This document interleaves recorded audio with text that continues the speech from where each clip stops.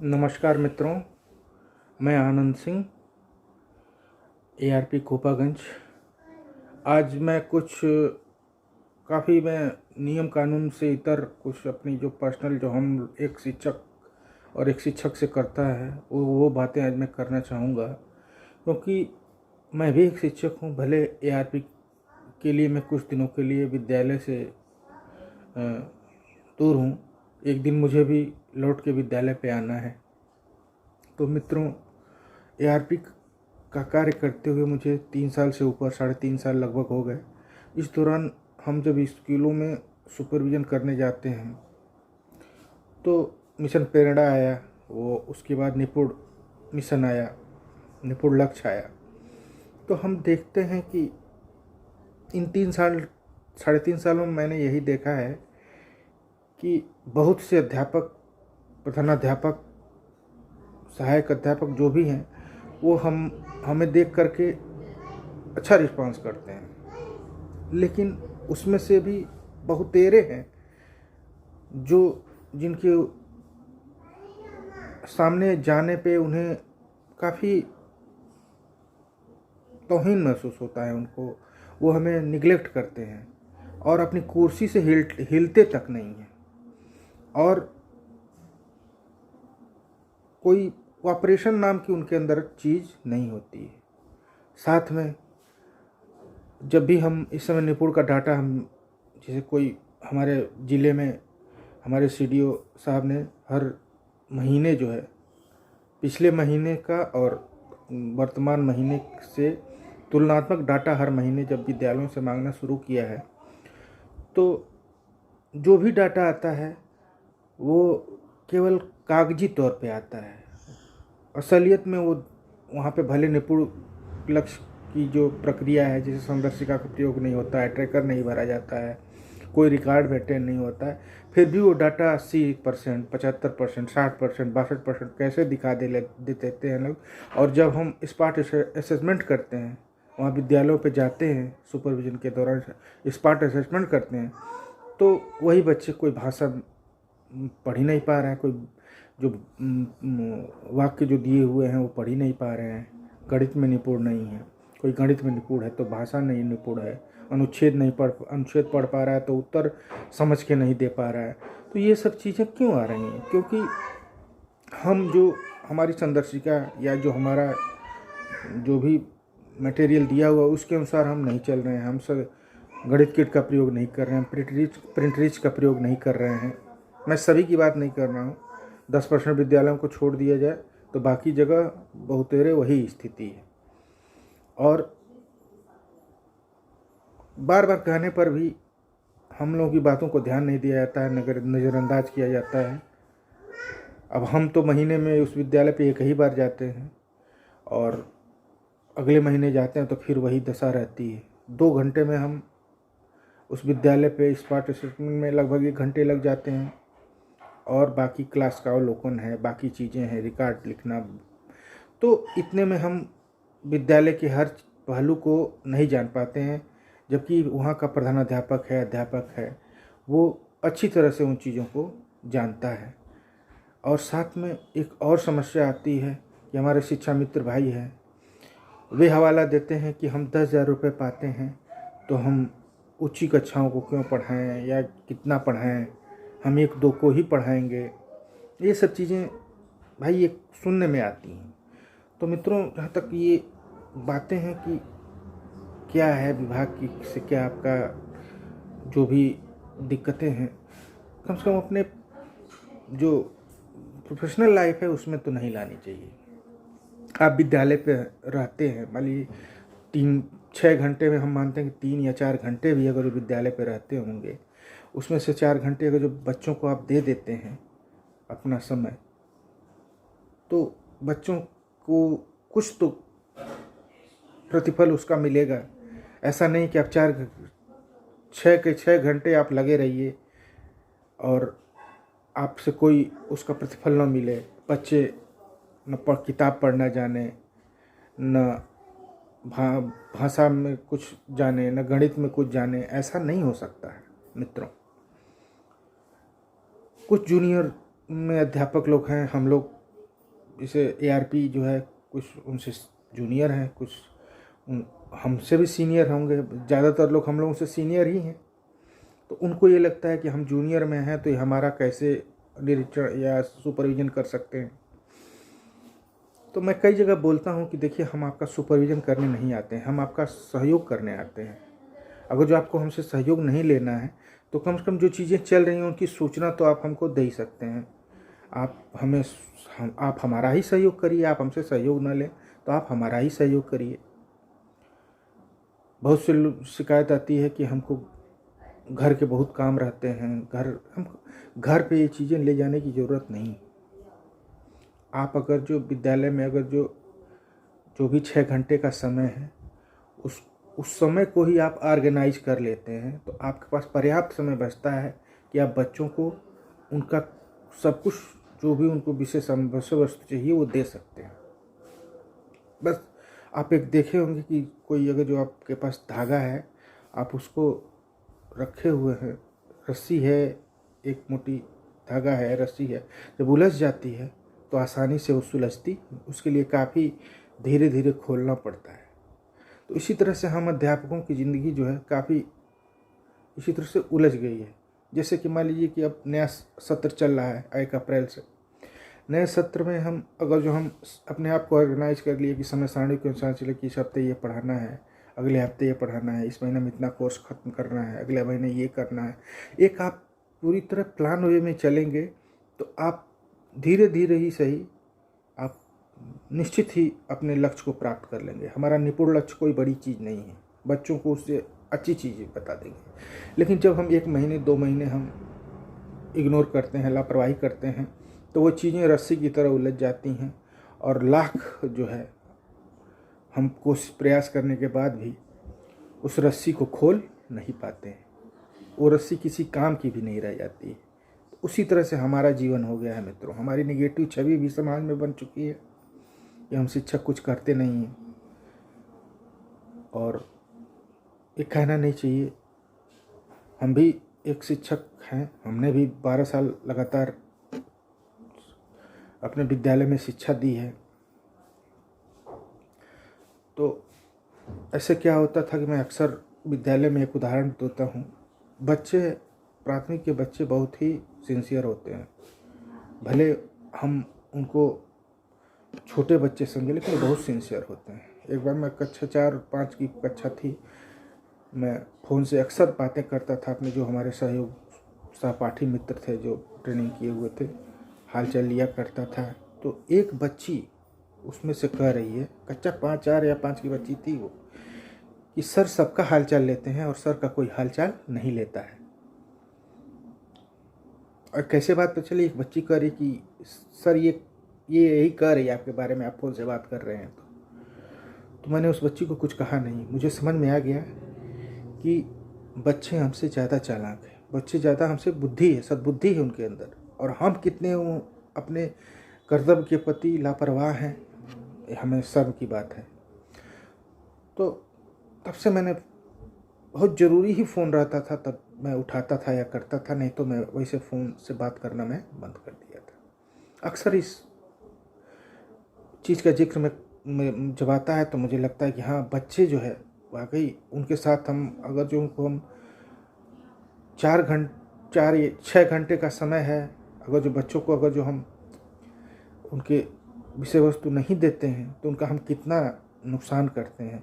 और साथ में वो बच्चे जो भी वंचित परिवारों से आते हैं, तो कम से कम इतनी हमारी जिम्मेदारी तो बनती है कि हम उन्हें एक जिम्मेदार भारत का नागरिक बना सकें, ताकि वे समाज और राष्ट्र के निर्माण में सहयोग कर सकें। हमारा शिक्षा का अर्थ केवल उन्हें किसी बड़े पद पे पहुंचाना नहीं है। शिक्षा का अर्थ है एक जिम्मेदार नागरिक बनाना, जो कि समाज के जो भी निर्माण है, समाज का जो निर्माण होता है मानव, एक जिम्मेदार मानव से, सभ्य मानव से, उस तरह के मानव को हम समाज के लिए दें, ताकि हमारा समाज एक निरंतर विकास की गति को प्राप्त करता हुआ एक अच्छा समाज बन सके। अब बहुत से विद्यालयों में ये देखते हैं कि सब कुछ अच्छा है, अध्यापकों में ही नहीं बनती है। तो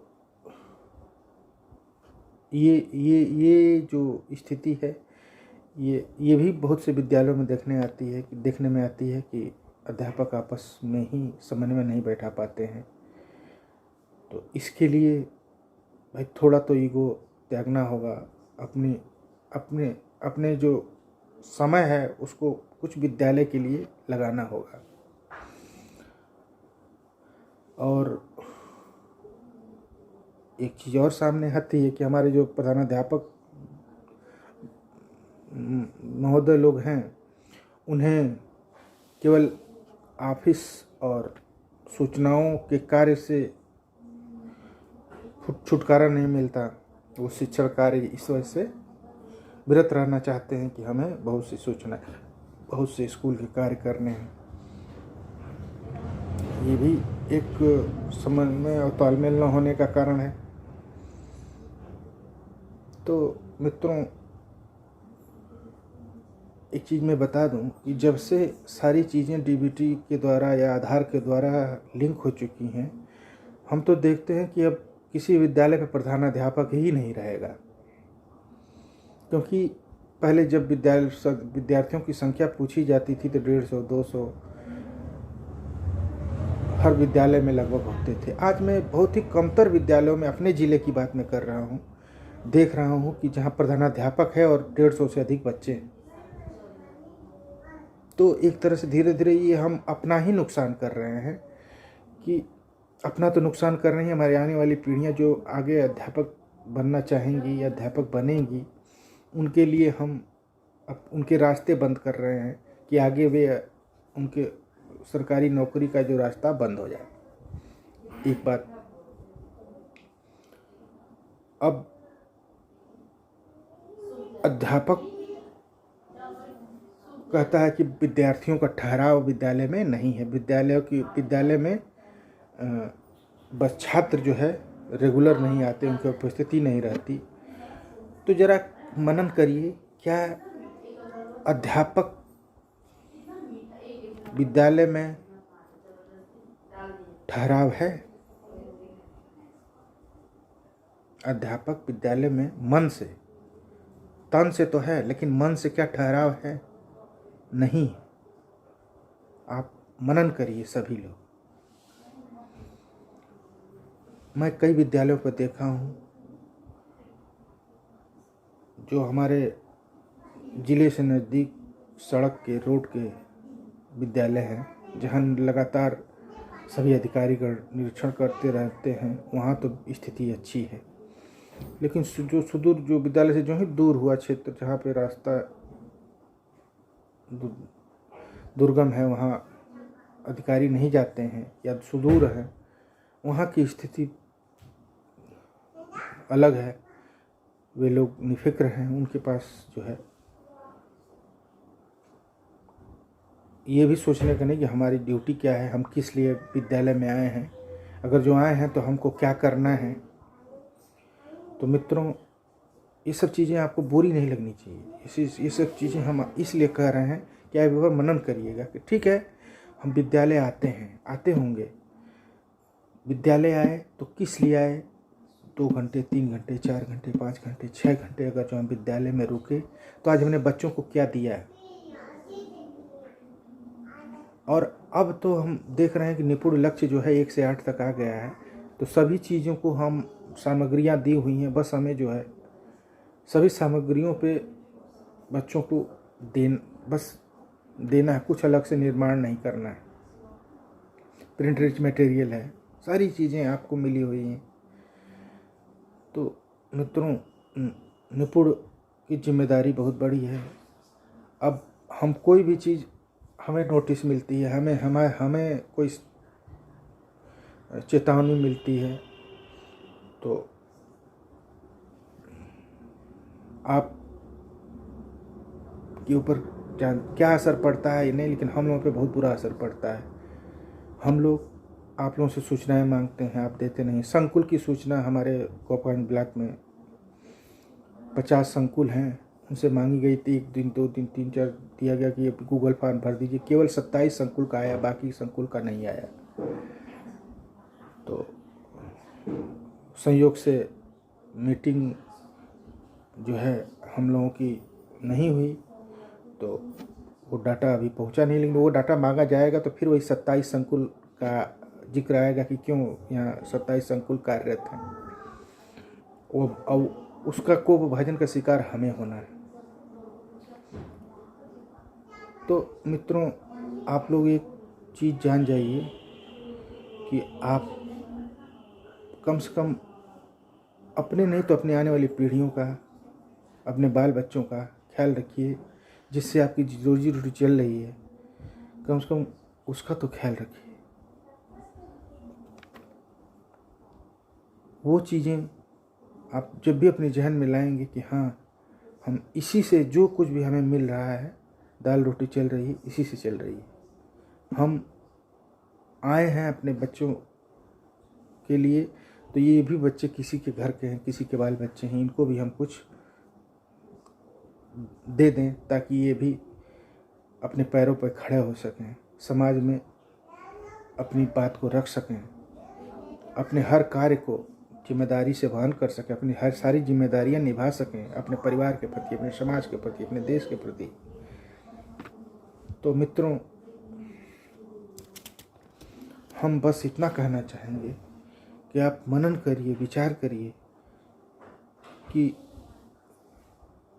आप अपने विद्यालय पे सभी शिक्षकों में अपना समन्वय रखिए, तालमेल रखिए, अपने आप को एक ऑर्गेनाइज करिए, अपना एक समय सारणी के अनुसार चलिए। अपने जो भी आपके कर्तव्य दायित्व हैं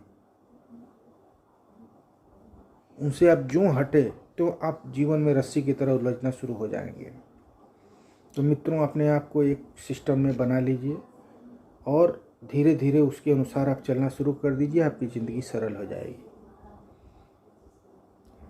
जब भी हम देखते हैं कि जब भी कई चीज़ों को हम लोग इग्नोर करते हैं तो वो चीज़ें हमारे पीछे भागने लगती हैं। तो आप अपने विद्यालय की कार्य योजना बनाते हुए, सभी अध्यापकों को साथ लेते हुए और अपने विभाग के जो कुछ भी कार्यक्रम, निपुण कार्यक्रम है, स्कूल चलो अभियान है, जो कुछ भी आपको दायित्व दिए जाते हैं, प्रयास तो करिए, एक प्रयास तो करिए। मानते हैं कि ये जो चीज़ें आपको समझ में नहीं आती तो पूछिए। हम लोग जाते हैं विद्यालयों पे, आरपीगढ़ जाते हैं तो आप पूछिए। भागने से कुछ नहीं होने वाला है, एक प्रयास करना जरूरी है। और ये बातें सबको अच्छी नहीं लगेंगी, मैं जानता हूँ, लेकिन एक मेरे दिल में था कि मैं वीडियो ज़रूर बनाऊँगा। इसको मैं सार्वजनिक नहीं करूँगा, अपने चैनल तक ही रखूँगा। और बहुत ग्लानि होती है, लेकिन हम इग्नोर करके, नज़रअंदाज करके अपने काम को करके धीरे से चले आते हैं। लेकिन अब हम लोगों पे बहुत दबाव पड़ रहा है, अब वो त्रिशंक वाली स्थिति हो गई है। ये स्कूल भी छोड़ दिया है हमने, विभाग में चले आए हैं, जा भी नहीं सकते हैं, और जाएंगे तो फिर यहाँ से हमारे पिछले जो कार्यक्रम हुए हैं उनका रिकॉर्ड, सारी चीज़ें, आप विद्यालयों पे जो भी कार्यक्रम चला रहे हैं, हम लोगों ने आपको 3 सालों तक जो कुछ भी क्या समीक्षा हमने किया, क्या हम 10 निपुण विद्यालय जो बनाने हैं बना पाए, सारी चीज़ें हम लोगों के ऊपर प्रेशर के रूप में आ रही हैं। तो मित्रों, आपसे विनम्र अनुरोध है कि आप इस अप्रैल माह से अपनी जिम्मेदारियों का निर्वहन एक सिस्टमेटिक रूप से करें। हमारा निपुण का लक्ष्य कोई बहुत बड़ा नहीं है, बस एक प्रयास की ज़रूरत है, अपनी जिम्मेदारी को समझने की ज़रूरत है। और जब हम अपनी जिम्मेदारी को समझ गए तो हम प्रयास करेंगे तो ज़रूर हमें सफलता मिलेगी। तो मित्रों, मैं ज़्यादा कुछ नहीं कहना चाहूँगा कि इसी के साथ मैं अपनी वाणी को विराम देता हूँ।